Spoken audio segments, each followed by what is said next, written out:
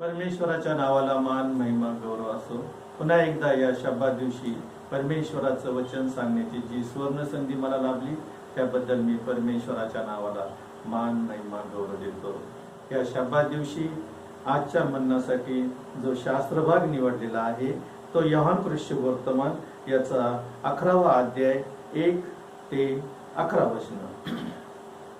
योहान वर्तमान याचा 11वा अध्याय 1 ते 11 वचन.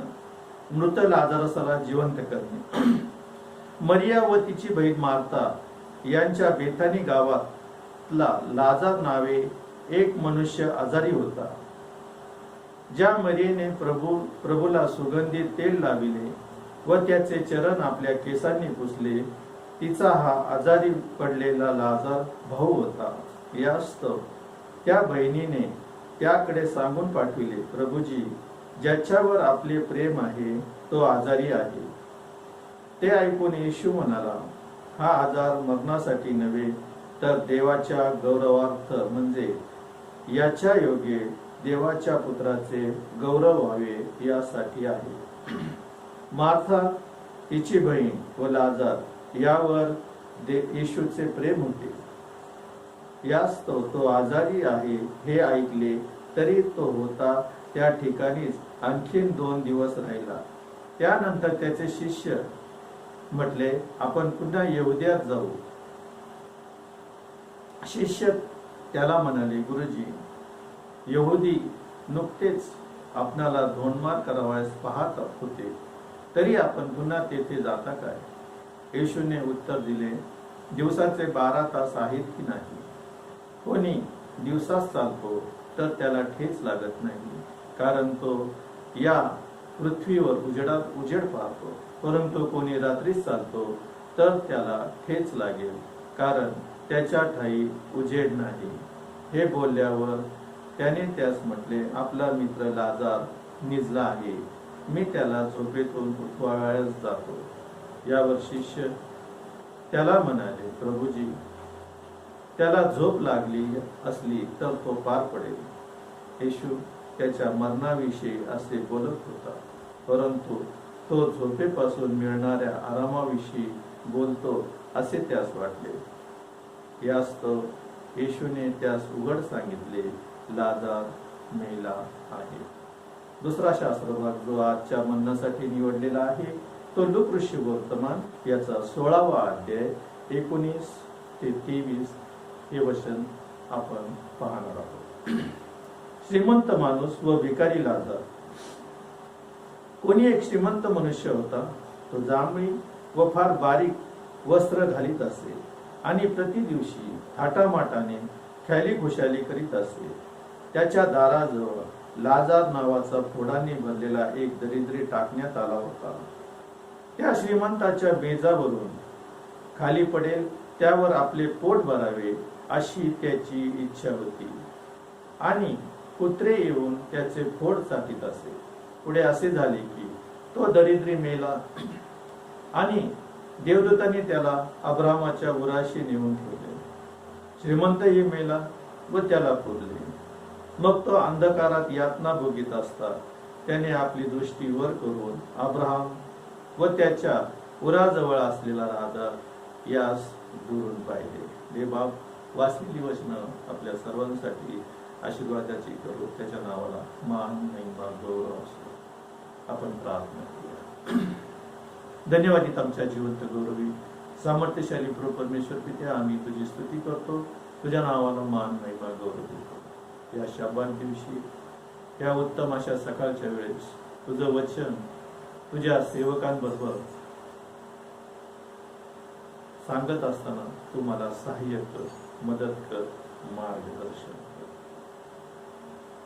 आणि परमेश्वरा, तुझं वचन स्पष्ट आणि जे काही बायबलमध्ये सांगितलं त्या पद्धतीने सांगण्यासाठी तू मला तुझ्या पवित्र आत्म्याने मदत आणि तुझं गौरव तू आमच्या सर्वांच्या द्वारे करून घे अशी तुझ्या चरणाजवळ मी प्रार्थना आणि विनंती करतो. आमचा धन्यता आणणारा प्रभू येशू ख्रिस्त त्याच्या गोड आणि पवित्र नावात मागतो म्हणून तो ऐक बापा.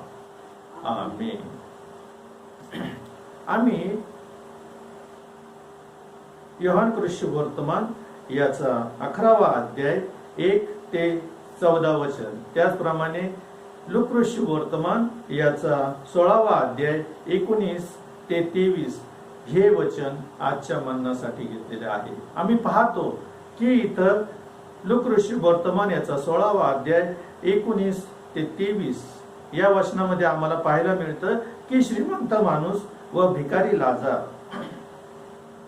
कोणी एक श्रीमंत मनुष्य होता, तो जांभळी व फार बारीक सुताची वस्त्र घालीत असे आणि प्रति दिवशी थाटामाटाने खाली खुशाली करीत असे. आम्हाला पाहायला मिळतं की एक श्रीमंत मनुष्य होता. बायबलमध्ये असं सांगितलेलं आहे की एक श्रीमंत मनुष्य होता, तो जांभळी व बारीक सुताची वस्त्र घालत होता म्हणून सांगितलेलं आहे. जांभळी म्हणजे त्याच्या श्रीमंतीचं प्रतीक असं दाखवलेलं आहे.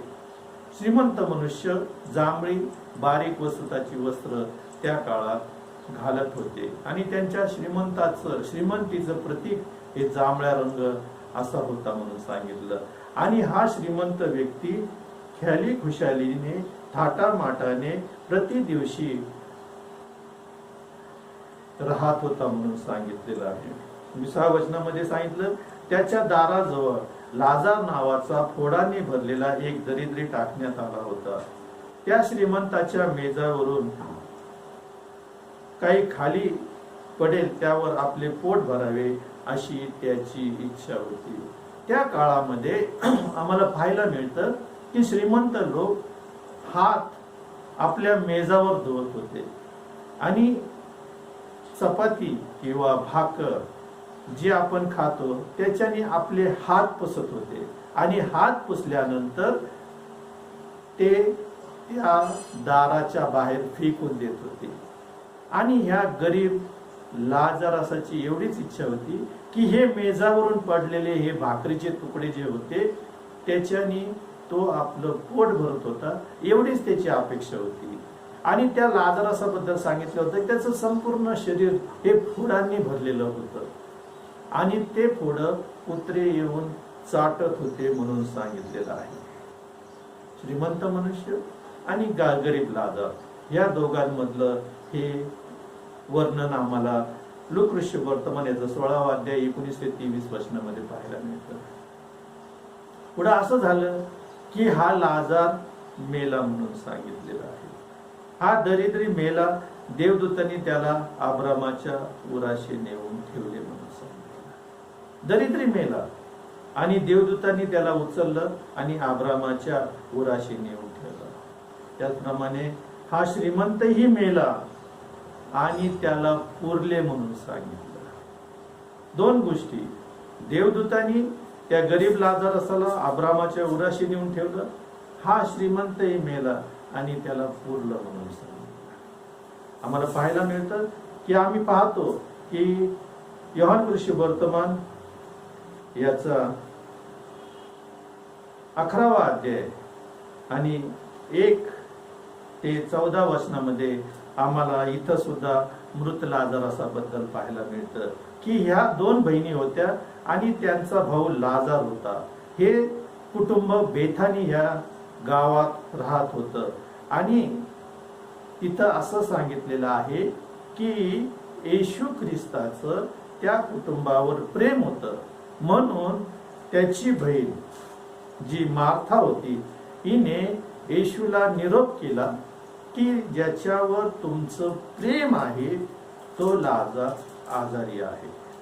तरी येशू ख्रिस्त 2 दिवस तिथं थांबला आणि 2 दिवसानंतर तो म्हटला आपण पुन्हा यहुदियात जाऊया.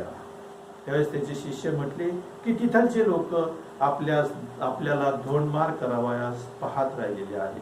त्यावेळेस येशू ख्रिस्ताने उजेड आणि प्रकाशात, उजेड आणि अंधार याचा दाखला देऊन सांगितलेलं आम्हाला पाहायला मिळतं. पुढं आम्ही पाहतो की 11 वचनामध्ये हे सर्व बोलून झाल्यावर तो म्हटला, आपल्या शिष्यांना म्हटला की लाजार निजला आहे. काय सांगितलेलं आहे? सुरुवातीला सांगितलं की तो आजारी आहे म्हणून निरोप पाठवला. आणि इथं 11 वचनामध्ये येशू ख्रिस्त यहुदियात येत असताना त्यांना म्हणतो की आपला मित्र लाजार निजला आहे व मी त्याला झोपेतून उठवावयास जात आहे. यावर शिष्य त्याला म्हटले, प्रभुजी, त्याला झोप लागली असेल तर तो पार पडेल. येशू त्याला मरणाविषयी असे बोलत होता, परंतु तो झोपेपासून मिळणाऱ्या आरामाविषयी बोलतो असे त्याच्या शिष्यास वाटले. यास्तव येशूने त्यांना उघड उघड सांगितले की लाजार मेला आहे. मरणे म्हणजे निजणे असा अर्थ येशू ख्रिस्ताने केलेला आम्हाला पाहायला मिळतं. आणि मरण म्हणजे निजणे किंवा विसावा पावणे. आम्ही पाहतो की उत्पत्तीचं पुस्तक याचा 2रा अध्याय, जर उत्पत्तीचं पुस्तक जर आम्ही पाहिलं तर उत्पत्तीच्या पुस्तकात पहिल्यापासून जर आम्ही पाहिलं तर तिथं असं सांगितलेलं आहे की परमेश्वराने या जगाची निर्मिती केली आणि या जगाची निर्मिती करत असताना आम्ही पाहायला मिळतं की पहिला दिवस परमेश्वराने प्रकाश हो असं म्हटलं आणि प्रकाश झाला. मग त्याने दिवसास प्रकाश होता त्यास दिवस असं म्हटले आणि रात्रीस अंधकार म्हटले. मग त्याने जलामधून अंतराळ हो असं म्हटले आणि हे अंतराळ वर आकाशात गेले आणि त्याला त्याने आकाश आणि अंतराळ हे नाव ठेवलं. हा 2रा दिवस. 3ऱ्या दिवस आपण पाहतो की या जलाशयातून परमेश्वराने म्हटलं की कोरडी भूमी तयार हो आणि त्यावर वनस्पती व सर्व फुलं फळं हिरव्या वनस्पती तयार हो आणि ती तयार झाली. हा 3रा दिवस. 4थ्या दिवसाबद्दल सांगितलेलं आहे की परमेश्वराने आकाशामध्ये मोठ्या ज्योती तयार केल्या दिवसासाठी आणि रात्रीसाठी. 5व्या दिवशी त्यांनी सर्व जीवजंतू जलांनी भरो, पृथ्वीवर पक्षी उडत आणि त्या सर्वांस परमेश्वराने आशीर्वाद दिला. सफल व्हा, बहुगुणित व्हा, सागर व्यापून टाका, पृथ्वी बहुगुणित करा असा आशीर्वाद परमेश्वराने 5व्या दिवशी दिलेला आम्हाला पाहायला मिळतो. आणि उत्पत्तीचं पुस्तक याचा पहिला अध्याय आणि 26व्या वचनामध्ये ह्या सर्व गोष्टी सुंदर आहे असं परमेश्वराने पाहिलं. आणि उत्पत्तीचं पुस्तक याचा पहिला अध्याय आणि 26व्या वचन जर आम्ही पाहिलं तर मग तिथं देव बोलला, आपण आपल्या प्रतिरूपाचा व आपल्याशी सदृश्य असा मानव करू.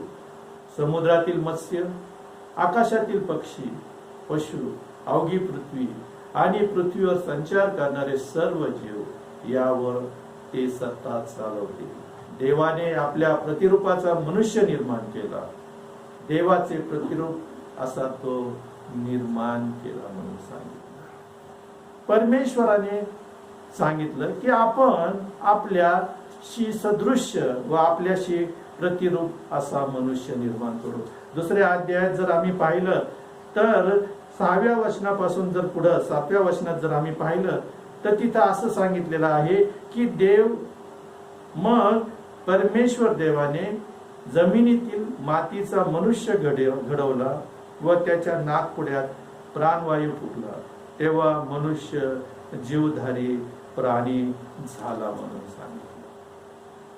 26व्या वचनामध्ये तो म्हणतो की आपल्याशी सदृश्य आपल्या प्रतिरूपाचा असा मनुष्य त्यांनी निर्माण केला म्हणून सांगितलं. मातीचा घडवला आणि त्या मातीचा घडवल्यावर त्याने त्याच्यात आपला श्वास फुकला आणि मनुष्य जीवधारी झाला. मग ह्या जीवधारी झालेल्या मनुष्याला आम्हाला पाहायला मिळतं की त्याने एदेन बागेत आणलं. उत्पत्तीचं पुस्तक याचा 2रा अध्याय आणि 9व्या वचनापासून जर आम्ही पाहिलं तर तिथं असं सांगितलं की परमेश्वर देवाने दिसण्यास सुंदर व स्वादिष्ट फळे देणारी अशी सर्व जातीची झाडे बागेच्या मध्यभागी जीवनवृक्ष आणि बऱ्या वाईटाचं ज्ञान करून देणारं वृक्ष ही जमिनीतून उगवली. त्या एदेन बागेमध्ये सर्व प्रकारचे स्वादिष्ट असे फुलं परमेश्वराने उगवले म्हणून सांगितलं. आणि त्या एदेन बागेची मशागत करण्यासाठी परमेश्वराने आदामाला इथं नेऊन ठेवलं असं आम्हाला उत्पत्तीचं पुस्तक 2रा अध्याय आणि 15व्या वचनात आम्हाला पाहायला मिळतं. आणि 16 वचनात ज्या वेळेस आम्ही पाहतो तिथं परमेश्वर असं म्हणतो की तेव्हा परमेश्वर देवाने आदामाला अशी आज्ञा केली की बागेत वाटेल त्या झाडाचे फळ यथेच्छ खा, पण बरे वाईटाचे ज्ञान करून देणारे झाडाचे फळ खाऊ नकोस, कारण ज्या दिवशी त्याचे फळ तू खाशील त्या दिवशी तू खास मरशील म्हणून सांगितलं. काय सांगितलेलं आहे? वाटेल त्या झाडाचं फळ तू खा, बऱ्या वाईटाचं ज्ञान करून देणाऱ्या झाडाचं फळ खाऊ नको, कारण ज्या दिवशी त्याचं फळ खाशील त्या दिवशी तू खास मरशील. ह्या एदेन बागेमध्ये आम्हाला पाहायला मिळतं की परमेश्वराने जीवनाचं वृक्ष आणि बऱ्या वाईटाचं ज्ञान करून देणारा झाडाचं झाड लावलेलं आम्हाला पाहायला मिळतं. आणि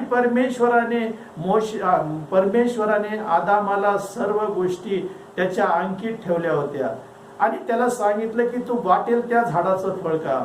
हा जो आदाम आम्हाला पाहायला मिळतं, ह्या आदामाला परमेश्वराने आपल्या रूपाचा आपल्याशी सदृश्य असा बनवलेला आम्हाला पाहायला मिळतं. आणि सर्वात महत्वाची गोष्ट की त्याला परमेश्वराने सदा सर्व काळासाठी निर्माण केलं होतं म्हणून सांगितलेलं आहे. आदामाला परमेश्वराने कायमस्वरूपी निर्माण केलं होतं, कारण परमेश्वर दररोज सायंकाळच्या वेळेस स्वर्गातून या एदेन बागेमध्ये आदामाला भेटण्यासाठी येताना आम्हाला पाहायला मिळतं. त्याची इच्छा होती की परमेश्वराच्या समागमेत ह्या मनुष्याने राहावं, परमेश्वराची स्तुती आराधना करावी, त्याच्या मार्गात चालावं, त्याच्या आज्ञा त्यांनी पाळाव्या आणि परमेश्वराचं वचन घेऊन त्यांनी चालावं. याच्यासाठी मनुष्याची निर्मिती त्यांनी केली होती, सदा सर्व काळासाठी निर्माण केली होती. परमेश्वराने त्या एदेन बागेत आणल्यानंतर त्याला सांगितलं की हे सुंदर रसभरीत टवटवीत आणि सुंदर फळं यथेच्छ तू खा म्हणून सांगितलेलं आहे. त्या जीवनाच्या वृक्षाचं फळ सुद्धा खा, पण बऱ्या वाईटाचं ज्ञान करून देणाऱ्या झाडाचं फळ खाऊ नको. ज्या दिवशी तू खाशील त्या दिवशी तू खास मरशील. खास हा शब्द तिथं वापरलेला आम्हाला पाहायला मिळतं की मनुष्याला परमेश्वराने आपलं गौरव दिलं, आपलं शकीनं गौरव दिलं, आपलं प्रतिरूप दिलं, आपल्या सौंदर्याने त्यांना भरलं, आपल्या सर्व ज्या महत्वाच्या गोष्टी परमेश्वराच्या ठाई, त्याच्या स्वभावाच्या ठाई, त्याच्या सौंदर्याच्या ठाई होतं ते सर्व त्याने मनुष्याला दिलेलं आम्हाला पाहायला मिळतं. यासाठी की मनुष्याने सतत परमेश्वराच्या संगतीमध्ये, परमेश्वराच्या सहवासामध्ये राहून परमेश्वराची स्तुती आराधना करावी, यासाठी मनुष्याची निर्मिती केली होती. परमेश्वराने त्या एदेन बागेमध्ये सुद्धा ज्यावेळेस त्याला आणून ठेवलं त्यावेळेस फक्त त्याला एक आज्ञा केली की वाटेल त्या झाडाचं फळ खा, त्या जीवनाच्या झाडाचं सुद्धा तू फळ खा. कारण का तर परमेश्वराने मनुष्याची निर्मिती सदा सर्व काळासाठी केलेली होती. मनुष्याचं पतन होऊन त्यांनी मरावं ही परमेश्वराची अजिबात इच्छा नव्हती, म्हणून त्याने ते दोन्ही झाडं लावले होते आणि त्यापैकी तो म्हटला की सर्व झाडाचं फळ खा, त्या जीवनाच्या झाडाचं फळ खा, पण बऱ्या वाईटाचं ज्ञान करून घेणाऱ्या झाडाचं फळ खाऊ नको. ज्या दिवशी तू खाशील त्या दिवशी तू खास मरशील म्हणून सांगितलं. आदाम त्या दिवशी खास मेला म्हणून सांगितलं. परमेश्वराच्या गौरवापासून तो विभक्त झाला, परमेश्वराच्या समक्षतेपासून तो विभक्त झाला. परमेश्वराच्या जे परमेश्वराने त्याला आपलं गौरव दिलं होतं, आपलं शकीनं गौरव दिलं होतं, आपलं सामर्थ्य दिलं होतं, आपली प्रीती दिली होती, त्या सर्वापासून तो विभक्त झाला म्हणून सांगितलं. खास मेला तो. जो कोणी या जगामध्ये जन्माला येईल त्याच्यासाठी मरण हे त्या दिवशी नियुक्त झालेलं आहे. खास मरशील. पण आम्हाला बायबलमध्ये सांगितलंय की परमेश्वरापासून आदाम विभक्त झाला, देवापासून तो विभक्त झालेला आम्हाला पाहायला मिळतं. खास मरशील म्हणून सांगितलेलं आहे. आणि आम्हाला इथं तेच पाहायला मिळतं की लूक ऋषभ वर्तमानामध्ये आणि योहान ऋषभ वर्तमानामध्ये आम्हाला पाहायला मिळतं की हा श्रीमंत माणूस मेला म्हणून सांगितलं आणि त्याला उरले. हा गरीब लाजारस मेला आणि देवदूतांनी त्याला नेऊन अब्रामाच्या उराशी ठेवलं. खास मरशील. आणि इथं सांगितलेलं आहे योहान शुभवर्तमान याचा 16वा अध्याय 19 आणि 22 वचनामध्ये आम्ही जर पाहिलं तर तिथं आम्हाला असं पाहायला मिळतं की 10व्या वचनात 11व्या वचनात असं सांगितलंय, येशू ख्रिस्त त्याच्या शिष्यांना सांगतो की आपला मित्र लाजार निजला आहे. काय सांगितलेलं आहे? आपला मित्र लाजार निजला आहे, मी त्याला झोपेतून उठवावयास जातो. मरणे म्हणजे निजणे. मरणे म्हणजे निजणे म्हणून सांगितलेलं आहे. पहिलं खास मरशील, त्या दिवसापासून मनुष्याला मरण नियुक्त झालं. इथं पहिलं मरण म्हणजे निजणे म्हणून सांगितलेलं आहे. आणि ह्या बाबतीत बऱ्याच गोष्टी आम्हाला बायबलमध्ये पाहायला मिळतं. मरण म्हणजे निजणे.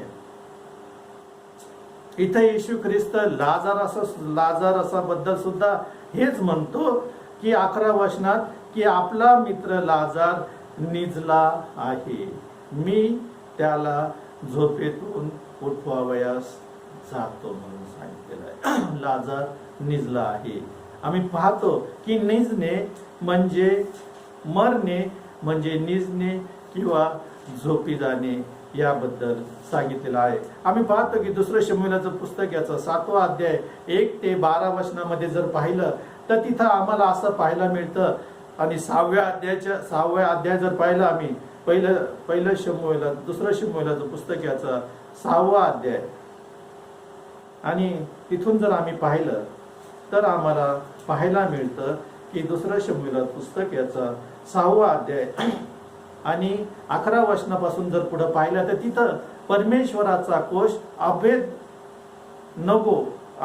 आबेद अदोम याच्या घरी परमेश्वराचा कोष आणून ठेवला होता. आणि दाविदाला सांगितलं की परमेश्वराने ओबेद अदोम याच्या सर्व घराण्यास बरकत दिली आहे. 2 शमूएलाचं पुस्तक याचं 6वा अध्याय आणि 11, 12, 13 वचनामध्ये पाहिलं तर तिथं आम्हाला पाहायला मिळतं की दाविदाला सांगितलं की जो परमेश्वराचा कोष तो ओबेद अदोम याच्या घरात ठेवलेला आहे, परमेश्वराने त्याच्या सर्वस्वास बरकत दिली आहे. मग दावीद राजा उठला आणि त्याने तो परमेश्वराचा कोष दावीदपुरात आणण्याचं ठरवलेलं आम्हाला पाहायला मिळतं. आणि आम्ही पाहतो की 2 शमूएलाचं पुस्तक याचा 7वा अध्याय आणि 1 ते 15 वचनामध्ये जर पाहिलं तर तिथं असं सांगितलेलं आहे की परमेश्वराचा कर्राचा कोष दाविदानं दावीदपुरात आणलेला आम्हाला पाहायला मिळतं. कारण तिथं आम्हाला सांगितलं आहे की ओबेद अदोम गस्ती याच्या सर्वस्वाला परमेश्वराने बरकत दिली होती. आणि ज्या वेळेस हा दावीदपुरात हा परमेश्वराचा कर्राचा कोष आणला त्यावेळेस दावीद आपल्या मनामध्ये विचार करत होता. विचार करत असताना तिथं परमेश्वराचा सेवक नाथान तिथे आला. आणि नाथान तिथे आले असताना दावीद राजा आपल्या गंधसरूच्या महालात राहत असताना नाथान संदेष्टा त्याच्याकडे आला आणि नाथान त्याला म्हणतो की तुझ्या मनात जे आहे ते तू कर. मग परमेश्वराचा सेवक दावीद राजा त्याला म्हणतो की मी गंधसरूच्या मंदिरात राहतो, पण माझा जो देव आहे, माझ्या परमेश्वराचा जो कर्राचा कोष आहे तो मी कनाथीत ठेवलेला आहे, मी तो तंबूत ठेवलेला आहे, मी त्याच्यासाठी एक मंदिर बांधणार. तो नाथान संदेष्टा त्याला म्हणतो की तुला जे योग्य वाटेल ते तू कर. आणि त्यावेळेस नाथानापासून हे वचन प्राप्त झालं. त्यावेळेस पुन्हा परमेश्वराचा सेवक नाथान याला देवाचं वचन प्राप्त झालं. आणि नाथान दाविदाकडे येऊन म्हणतो की इस्रायल लोक मिस्र देशातून बाहेर काढले त्या दिवसापासून आज दिवसापर्यंत माझा सेवक माझा निवास कधी मंदिरात झालाय का? डेरातून व मंडपातून मी भ्रमण करीत आलो आहे. मी इस्रायल लोकात जिकडे भ्रमण करीत फिरलो तिकडे तिकडे ज्या कोणी इस्रायल वंशज माझी उपासना करण्यात माझी आज्ञा ते पाळत असत. मी गंध स्वरूपाच्या मंदिर बांधण्याचा कधी तुम्हाला शब्द टाकला आहे काय? तरीही मी माझ्या इस्रायल लोकांना त्या दुधामदाच्या देशात स्थिर केल्यानंतर मी सांगेल ते ठिकाणी त्यांनी माझ्यासाठी एक निवास मंडप, एक मंदिर बांधावं. आणि आम्ही पाहतो की दुसरं शमूएलाचं पुस्तक याचा 7वा अध्याय आणि 12 वचनामध्ये नाथान त्याला येऊन म्हणतो की तुझे दिवस पुरे झाले व तू जाऊन आपला पितराबरोबर निजला, म्हणजे तुझ्या पोटचं वंशज तुझ्या मागून स्थापून त्याचे राज्य स्थिर करेल. तो माझ्या नामाप्रित्यर्थ मंदिर बांधील, मी त्याचे राजासन कायमचे स्थापील म्हणून सांगितलं. दावीद राजाला तो म्हटला की तुझे दिवस पुरे झाले आणि तू आपल्या पितराजवळ जाऊन निजला. काय सांगितलं? तू आपल्या पितराबरोबर जाऊन निजलास. निजणे म्हणजे मरण पावणे, झोपणे म्हणजे मरण पावणे. आदामाला सांगितलं तू खास मरशील, तो प्रभूपासून विभक्त झाला, पण मरण हे मनुष्यासाठी नियुक्त झालं. आणि आम्ही पाहतो की मरण म्हणजे झोपणे म्हणून सांगितलं. पहिलं थेसलोनिकरास पत्र याचा 4था अध्याय आणि 13 ते 17 वचनामध्ये आम्हाला पाहायला मिळतं की इथं मृतांबद्दल पौल थेसलोनी येथील मंडळीमध्ये काय बोलतो ह्याबद्दल आम्हाला पाहायला मिळतं. तिथं असं सांगितलेलं आहे 13 वचनामध्ये, बंधुजन हो, महानिद्रा पावलेल्या जनांविषयी तुम्ही आजान नसावे अशी आमची इच्छा आहे. महानिद्रा घेतलेले म्हणजे जे ख्रिस्तामध्ये विश्वास ठेवून मरतात त्यांना झोपी जाणे, निजणे किंवा आपल्या पितरास जाऊन मिळणे किंवा महानिद्रा घेणे याला मरण म्हटलेले आहे.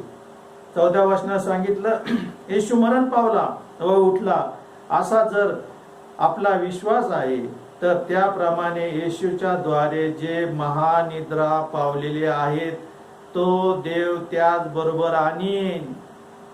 जे महानिद्रा पावलेले आहेत, जे ख्रिस्तामध्ये विश्वास ठेवून झोपी गेलेले आहेत, आपल्या पितरास जाऊन मिळालेले आहेत, त्यांना महानिद्रा घेत राहिलेले आहे असं म्हणतात. 16 वचनात सांगितलेलं आहे, कारण प्रभू स्वतः आद्य दिव्यदूतांची वाणी व देवाच्या तुतारीचा आद्य ध्वनी होत असता स्वर्गातून उतरेल आणि ख्रिस्तामध्ये जे मेलेले ते पहिल्याने उठवतील. ख्रिस्तामध्ये काय सांगितलं तिथं? ख्रिस्तामध्ये जे मेलेले आहेत ते प्रथम उठवले जातील म्हणून सांगितलेलं आहे. निद्रा घेणे, महानिद्रा घेणे, निजणे किंवा झोपी जाणे म्हणजे मरण असं आम्हाला पाहायला मिळतं. आणि बायबलमध्ये अशा बऱ्याच गोष्टी सांगितलेल्या आहेत. आम्ही पाहतो की उत्पत्तीचं पुस्तक याचा 49वा अध्याय आणि 29व्या वचनामध्ये याकोब ज्याला इस्रायल म्हटलेला आहे तो आपल्या 12 वंशजांना, आपल्या 12 पुत्रांना आशीर्वाद दिल्यानंतर तो त्यांना आज्ञा करतो, मी लवकरच स्वजनास जाऊन मिळणार आहे. स्वजनास मी माझ्या पितराजवळ जाऊन निजणार आहे, स्वजनास जाऊन मिळणार आहे. अनुवादाचं पुस्तक याचा 31वा अध्याय आणि 16 वचनामध्ये आम्हाला पाहायला मिळतं, तेव्हा परमेश्वर मोशेला म्हणाला, पहा तू जाऊन स्वतःच्या पितराबरोबर निजशील. काय सांगितलं मोशेला? तू आपल्या पितरांजवळ जाऊन निजशील म्हणून सांगितलेलं आहे. आणि आताच नारायण वामन टिळक यांचं जे मृत्यूपत्र आहे ते मृत्यूपत्र वाचण्यात आलेलं आहे. आणि ते वाचत असताना ते आपल्या पत्नीला म्हणतात, मी प्रभू निद्रेमध्ये गेल्यावर तू शोक करू नको. काय म्हणतात आपल्या मरणाबद्दल? मी प्रभू निद्रेमध्ये गेल्यावर तू शोक करू नको. आणि ज्यावेळेस नारायण वामन टिळक ख्रिस्तामध्ये महानिद्रा पावले, प्रभूमध्ये निद्रा पावले, त्यावेळेस त्यांची पत्नी लक्ष्मीबाई ही हातात चिपळ्या घालून त्या प्रेत यात्रेमध्ये तल्लीन होऊन टिळकांनी रचलेले उपासना संगीतामधले गीत गात ती त्या शव यात्रेमध्ये पुढे चाललेली आम्हाला पाहायला मिळतं.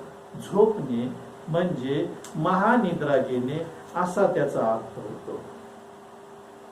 पहिलं आदामाला म्हटला की तू खास मरशील.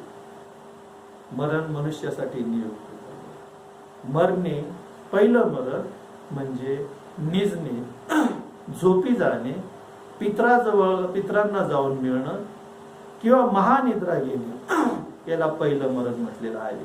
पण प्रगटीकरणाचं पुस्तक याचा 21वा अध्याय आणि 8व्या वचनामध्ये दुसरं मरण सांगितलेलं आहे. तिथं सांगितलं, परंतु भेकड, विश्वास न ठेवणारे, अमंगळ, खून करणारे, जारकर्मी, चेटकी, मूर्तीपूजक व सर्व लबाड या अग्नीच्या व गंधकाच्या जळत्या सरोवरात वाटा मिळेल, हे दुसरे मरण.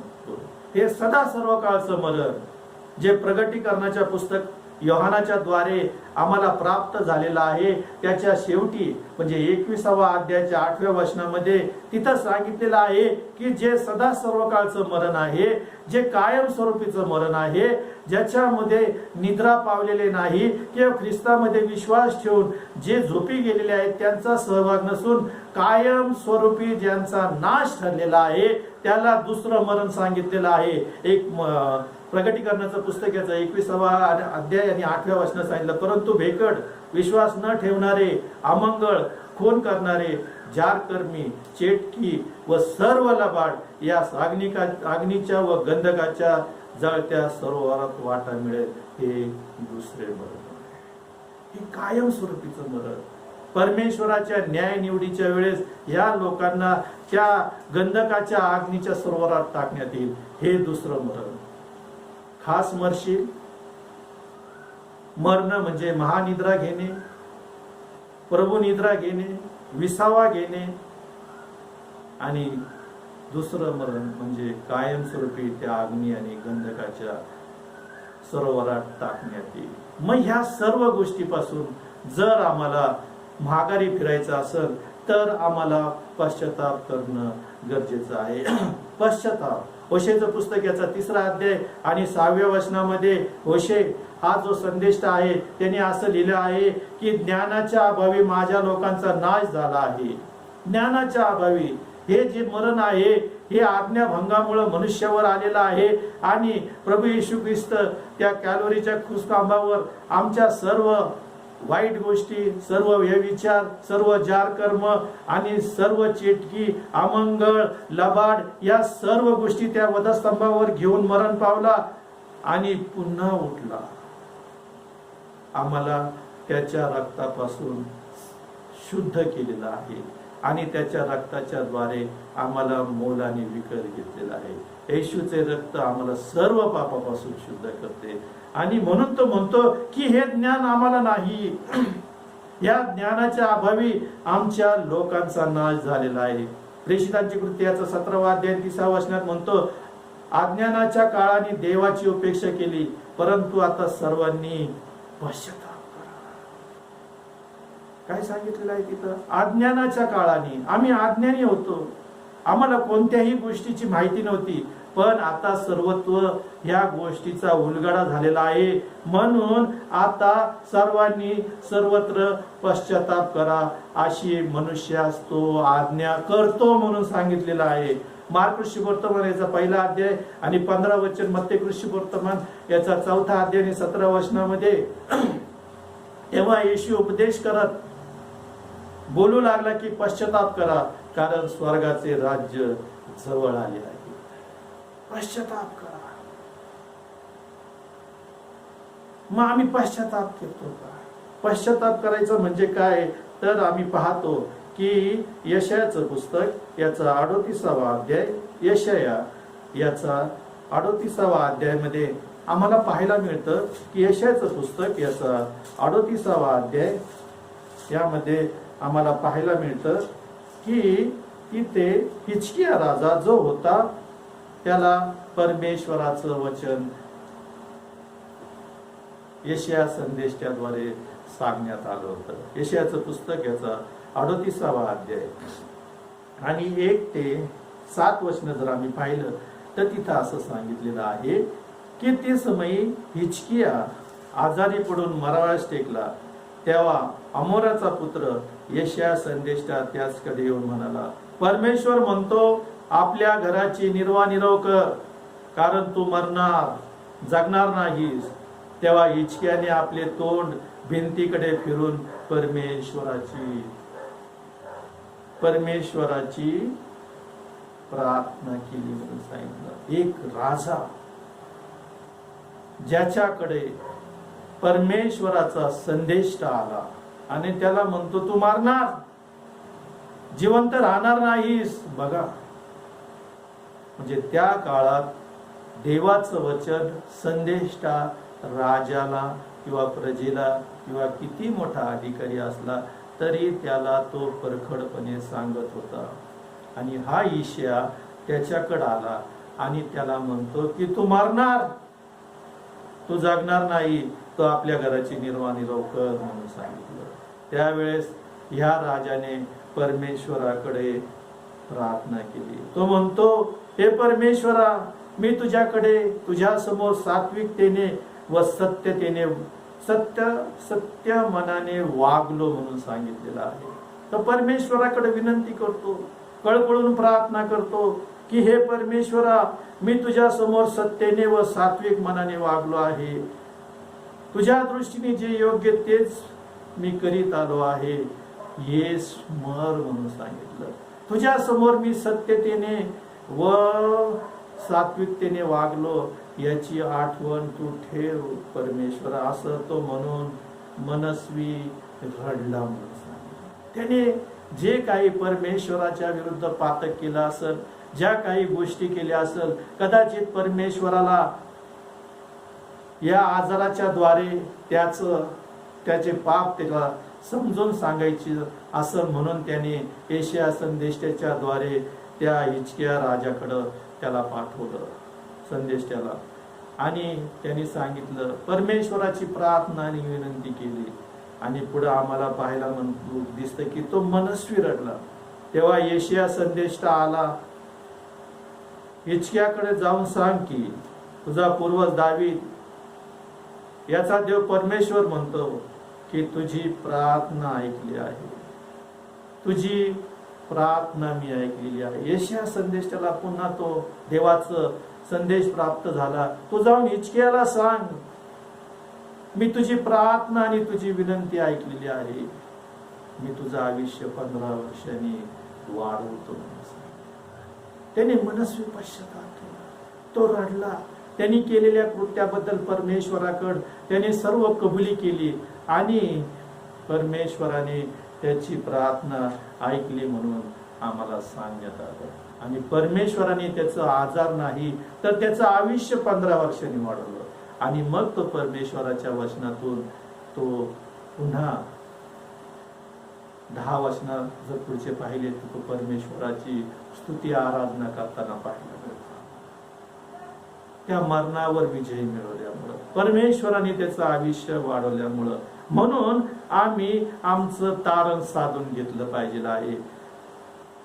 प्रेषितांचे कृत्य 4 अध्याय 12 वचनात सांगितले की तारण दुसऱ्या कोणाकडून नाही, जेणेकरून आपले तारण व्हावायचे असे दुसरे नाव आकाशाखाली मनुष्यात दिलेले नाही. फक्त प्रभू येशू ख्रिस्तच आमचा तारणारा आहे, दुसरं कोणतंच नाव नाही. रोमकरासपत्र याचा 10 अध्याय 13 वचनात पाऊल रोम येथील मंडळीला म्हणतो, जो कोणी प्रभूचे नाव घेऊन त्याचा धावा करील त्याचे तारण होईल म्हणून सांगितलेलं आहे. पाऊल रोम येथील मंडळीला 10व्या अध्यायाच्या 9व्या वचनात तो म्हणतो, जर तू आपल्या मुखाने येशू प्रभू आहे असे स्वीकारशील आणि देवाने त्याला मेल्यातून उठविले असा आपल्या अंतःकरणात विश्वास धरशील तर तुला तारण प्राप्त होईल म्हणून सांगितले. तू विश्वास ठेवशील आणि प्रभूने त्याला मरणातून उठवले असा तू आपल्या अंतःकरणात विश्वास ठेवशील तर तुला तारण प्राप्त होईल. रोमकरास पत्र याचा 2 अध्याय आणि 8व्या वचनामध्ये सांगितलं की तुमचे तारण कृपेने विश्वासाच्या द्वारे झालेले आहे आणि हे तुमच्या हातून झालेले नाही, तर ते देवाचे दान आहे म्हणून सांगितलं आहे. आमची कोणतीच पात्रता नव्हती, आमची कोणतीच लायकी नव्हती, पण त्या वधस्तंभावर ख्रिस्तानं आपलं पवित्र रक्त सांडून आम्हाला खंडून घेतलेलं आहे आणि त्याच्या रक्ताच्या द्वारे त्याने आमचं मोल चुक्त केलेलं आहे. म्हणून तो इथं म्हणतो की तुमचे तारण कृपेनेच विश्वासाच्या द्वारे झाले आहे आणि हे तुमच्या हातून झाले नाही, तर ते देवाचे दान आहे. 2 कोरिन्थीकरास पत्र याचा 6वा अध्याय आणि 2ऱ्या वचनामध्ये सांगितलं, कारण तो म्हणतो प्रसाद समय आहे, मी तुझे ऐके. कारण तो म्हणतो प्रसाद समयी मी तुझे ऐके व उद्धार दिनी मी तुला सहाय्य केले. पहा, आत्ताच प्रसाद समय आहे, आत्ताच तारणाचा दिवस आहे. मग आजच जर तारणाचा दिवस आहे तर आम्ही पश्चाताप करू, त्या वधस्तंभाजवळ जाऊ आणि परमेश्वराने जे सांगितलेलं आहे वचनामध्ये, तू खास नसशील. मनुष्य आणि देवाचा संबंध त्यावेळेस सुटला. परमेश्वराने आपली सहभागिता मनुष्यापासून काढून घेतली. परमेश्वराने आपलं गौरव, आपलं शकेन गौरव, आपली सहभागिता मनुष्यापासून तोडली. खास मरशील. जो कोणी मनुष्य या जगात येईल तो मरणार, हे त्रिकालवादी सत्य ठरवण्यात आले. पण बायबलमध्ये सांगितलं की मरणे म्हणजे महानिद्रा घेणे, मरणे म्हणजे प्रभू निद्रा घेणे, मरणे म्हणजे झोपी जाणे आणि दुसरं मरण म्हणजे सदा सर्व काळचं मरण, त्या गंधकाच्या सरोवरात टाकण्यात येईल. मग यापासून जर आमचा बचाव करायचा असेल तर आम्हाला पश्चाताप करून, आमच्या पापाची कबुली करून, आमचे पाप आम्ही आमच्या पदरात घेऊन त्या परमेश्वराच्या वधस्तंभाकडे जाऊ आणि त्याला म्हणू, हे देवा, मी पापी आहे, माझ्या पापाची क्षमा कर. आज आम्ही परमेश्वराच्या त्या वधस्तंभाजवळ येऊ, आपण प्रार्थना करू. धन्यवादित आमच्या जिवंत गौरवी सामर्थ्यशाली कृपा परमेश्वर पित्या, आम्ही तुझी स्तुती करतो, तुझ्या नावाला मान महिमा गौरव देतो. आज हे वचनाच्या द्वारे तुझ्या भक्तगणापुढे मरण आणि सार्वकालिक जीवन हे वचन ठेवत असताना, परमेश्वरा, त्यांनी तुझं वचन ग्रहण करत असताना त्या वधस्तंभावर जवळ येऊन त्यांनी आपले पाप कबूल करून त्या सदा सर्व काळ ज्यावेळेस कर्ण वाजेल त्यावेळेस आम्ही प्रभूला सामोरे जाणारे असे ठरवू. अशा पद्धतीने आम्ही पश्चातापी अंतकरणानं परमेश्वराकडे जाऊ, म्हणजे तो परमेश्वर आम्हाला आमच्या सर्व पापाची क्षमा करत आणि आम्हाला शुद्ध करत. त्याचं वचन आमच्या पावलं करता दीप आणि मार्गावर प्रकाश असा राहील. आणि पाऊल जसं रोमीतील मंडळीला म्हणतो, तुम्ही आपल्या शरीराचा जिवंत, पवित्र व देवाला ग्रहणीय असा यज्ञ सादर. हा यज्ञ आम्ही सादर करून त्या सार्वकालिक जीवनात जाण्याचा प्रयत्न करू. देवबाप या वचनाच्या द्वारे आम्हाला सहाय्य करू आणि त्याच्या नावाला मान. आमचा देव त्याच्या गोड आणि पवित्र नावात मागतो म्हणतो, आई बाबा आम्ही. आपण प्रभूने शिकवलेली प्रार्थना म्हणूया. हे आमच्या स्वर्गातील बापा, तुझे नाम पवित्र मानले जाओ, तुझे राज्य जसे स्वर्गात तसे पृथ्वीवर, तुझ्या इच्छेप्रमाणे आमची रोजची भाकर आज आम्हाला, आणि जसे आम्ही आमच्या ऋणातून सोडले आहे तसेच आमच्या आणि आम्हाला परीक्षेत आणू नकोस, तर आम्हाला वाईटापासून सोड.